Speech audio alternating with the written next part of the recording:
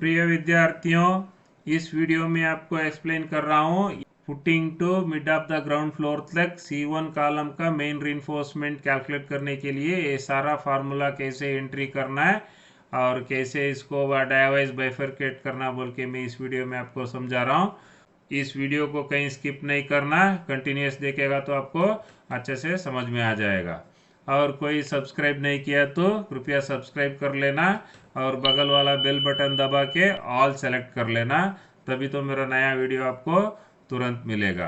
अभी इसमें C1 column का ये सारा वैल्यूज में यहाँ पे एंट्री किया हूँ। आपको इस वीडियो देखेगा तो आपको समझ में आ जाएगा ये सारा वैल्यूज कैसे हम ड्राइंग से निकाल के यहाँ पर एंट्री किया हूँ बोल के, वो वीडियो में आपको समझ में आ जाएगा।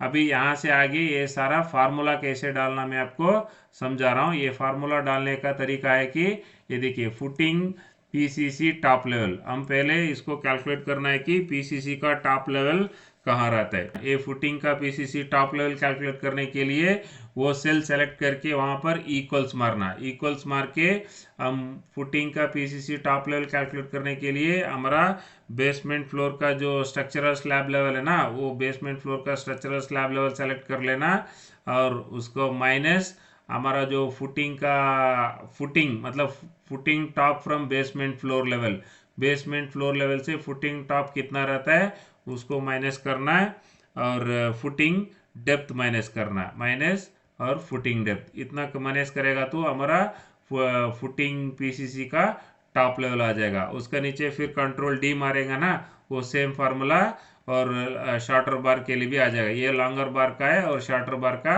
वो दोनों रॉड का कैलकुलेट करके जाना है।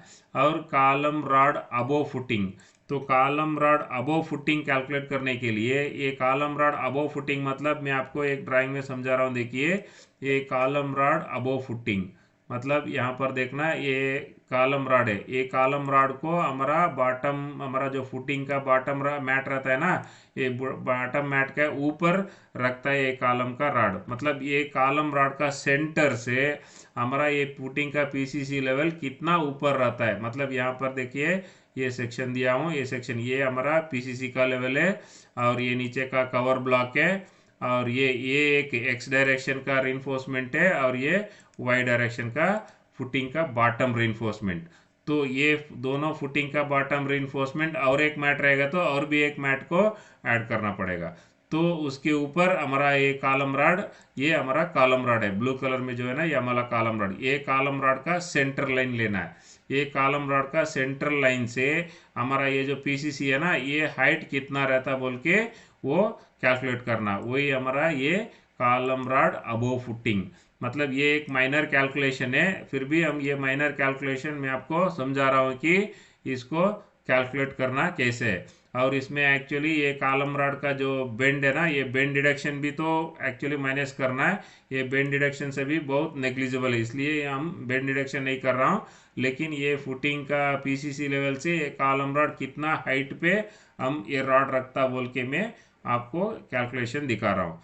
तो ये भी एक माइनर कैलकुलेशन है, फिर भी उसको करना पड़ेगा। देखिए, column rod above footing calculate करने के लिए क्या करना है, यहाँ पर एक इक्वल्स मारना है और एक ब्रैकेट ओपन करके हमारा जो कॉलम का रॉड डाया है ना, वो कॉलम रॉड को सेलेक्ट करके इसको हाफ कर लेना, डिवाइड बाई 2 कर लेना और प्लस हमारा फुटिंग कवर ऐड कर लेना और हमारा ये sum of bottom footing bottom mat plus additional mat, इसको सेलेक्ट कर लेना और एक ब्रैकेट क्लोज करके इसको डिवाइडेड बाई 1000 कर लेना। क्योंकि हमारा ये जो सारा रीडिंग है ना, ये यहाँ से जो इतना एरिया में जो सारा रीडिंग है वो सब मीटर में आने के लिए आने का, इसलिए हमारा वहाँ पे डिवाइड बाई 1000 कर लेना।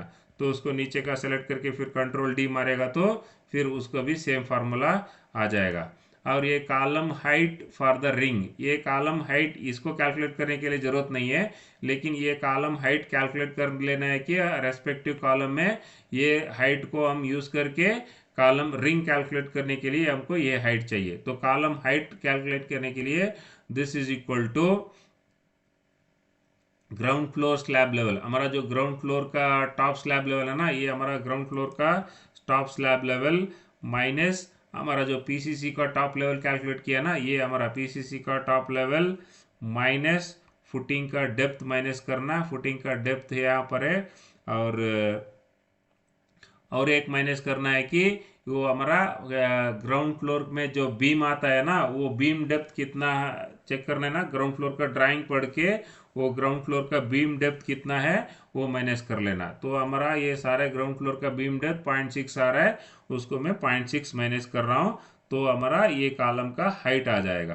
तो ये हमारा कॉलम हाइट, और उसका नीचे भी रख के कंट्रोल डी मार देना, ये शॉर्ट रॉड और लॉन्ग रॉड दोनों को सेम कैलकुलेशन आएगा। अभी नेक्स्ट है बार्स अबो ग्राउंड फ्लोर, मतलब ये कैलकुलेट कर देना। ये हमारा सेक्शन देखिए, ये फुटिंग से पकड़ के ये बेसमेंट फ्लोर और यहाँ पे ग्राउंड फ्लोर, तो ये ग्राउंड फ्लोर का बीच में ये हमारा बेसमेंट फ्लोर और ग्राउंड फ्लोर आता है। तो इधर क्या किया कि हमारा ये फुटिंग डेप्थ है ना, ये फुटिंग सिर्फ हमारा बेसमेंट फ्लोर का नीचे ही रहता है, इसलिए हम ये कॉलम रिइंफोर्समेंट डायरेक्टली हम ग्राउंड फ्लोर से ये फर्स्ट फ्लोर का बीच तक हम ये लैपिंग ले लेता है। तो यहाँ से यहाँ तक एक लैपिंग लेगा, तो ये यहाँ पर हम कॉलम सपोज फुटिंग डेप्थ ज़्यादा रहेगा तो हम यहाँ पर बेसमेंट का लेवल पे एक लैपिंग दे के इसको ऊपर लेके जाना पड़ेगा।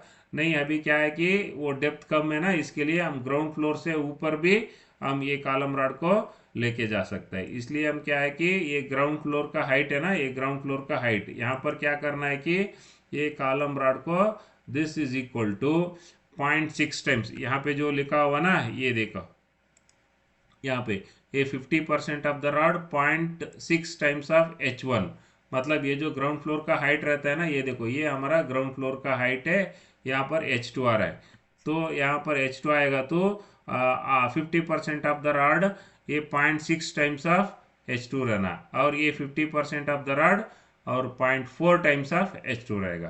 तो ये हमारा कॉलम रॉड का हाइट कैलकुलेट करने का कैलकुलेशन सिस्टम।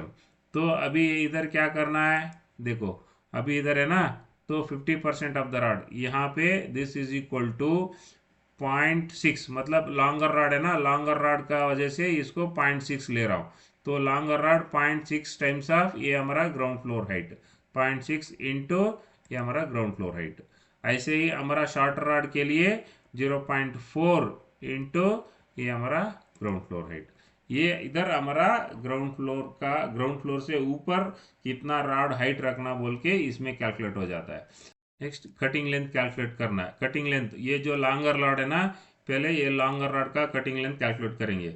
ये लॉन्गर रॉड का कटिंग लेंथ कैलकुलेट करने के लिए हमारा ग्राउंड फ्लोर का स्लैब टॉप लेवल ना, ये हमारा ग्राउंड फ्लोर का स्लैब लेवल 99.5 और उसका माइनस कर लेना हमारा ये जो फुटिंग का पीसीसी टॉप लेवल, ये हमारा फुटिंग का पीसीसी टॉप लेवल है ना, ये फुटिंग का पीसीसी टॉप लेवल मिलेगा, माइनस करेगा तो ग्राउंड फ्लोर से हमारा पीसीसी टॉप तक लेवल डिफरेंस मिल जाएगा।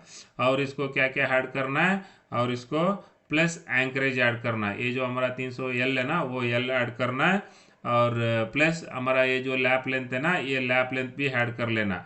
ये लैप लेंथ कैसे करना, क्यों करना, हम नेक्स्ट हमारा कॉलम रॉड फाइनलाइज करते हैं ना, उस टाइम पे ये लैप को क्या करना मैं आपको एक्सप्लेन करता हूँ। और माइनस हमारा जो कॉलम रॉड अबो फुटिंग, ये फुटिंग से ऊपर हम कॉलम रॉड कितना रखा बोल के इधर कैलकुलेट किया ना, कॉलम रॉड अबो फुटिंग, इसको माइनस करना है, और इसको प्लस करना है कि ये जो कॉलम बार्स अबो ग्राउंड फ्लोर, एक ग्राउंड फ्लोर के ऊपर कितना रॉड गया ना, इसको भी ऐड कर लेना। तो ऐड करेगा तो देखो ये हमारा 7.295 यहाँ पे जो है ना सेम वैल्यू यहाँ पे आ गया। और इसमें क्या है कि सेम उसको कंट्रोल डी मार लेना, कंट्रोल डी मारेगा तो हमको ये इंस्टेड ऑफ 1.86 यहाँ पे 1.24 ऐड होगा। तो अभी हमारा ये कॉलम का कटिंग लेंथ लॉन्गर रॉड का 7.295 हो गया और शॉर्टर रॉड का 6.675 हो गया। तो ये एग्जैक्टली हम काटने का नहीं, ये हमारा सिर्फ कैलकुलेशन पर्पस के लिए, ये सभी जितना 100 कॉलम है तो 100 कॉलम को भी इसको कैलकुलेट करना पहले, और उसके बाद हमको इसको स्टैंडर्डाइज करके वो स्टैंडर्डाइज का हिसाब से, अभी देखिए ये कॉलम इतना इधर आ रहा है तो हम ये कॉलम सीधा हम ग्राउंड फ्लोर का लेवल तक ले सकते हैं। तो ग्राउंड फ्लोर का लेवल तक डायरेक्ट ले रहा है तो हमको यहाँ पे लैपिंग लेंथ का जरूरत नहीं है, ये लैपिंग लेंथ हटा सकते हैं। तो ये लैपिंग लेंथ हटाने के बाद इधर कितना आ रहा है, 6.82 आ रहा है एक रॉड और 6.2 आ रहा है। तो यहाँ पे क्या कर सकते हैं, और एक आधा मीटर पौना मीटर कम करके इसको स्टैंडर्ड 6.5 और 5.5 रॉड काटेगा ना, तो इसमें जीरो वेस्टेज हो जाएगा। तो वो सभी हम कैसे आपको शॉर्ट लिस्ट करके उसको स्टैंडर्डाइज बनाना बोल के मैं आपको नेक्स्ट और एक फाइनल वीडियो में एक्सप्लेन करता हूँ, वो देख लेना। 0% वेस्टेज बोल के एक वीडियो बनाता हूँ। तो अभी नेक्स्ट क्या है, यहाँ पे number of rods.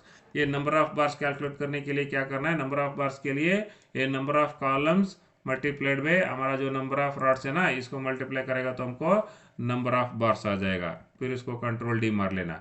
Next total length of bars. ये टोटल लेंथ ऑफ बार्स के लिए टोटल लेंथ ऑफ बार क्या है कि हमारा जितना कटिंग लेंथ है मल्टीप्लाइड बाय ये नंबर ऑफ रॉड्स करेंगे ना, हमको टोटल लेंथ ऑफ बार्स आ जाएगा। फिर उसको नीचे कंट्रोल डी मार लेना।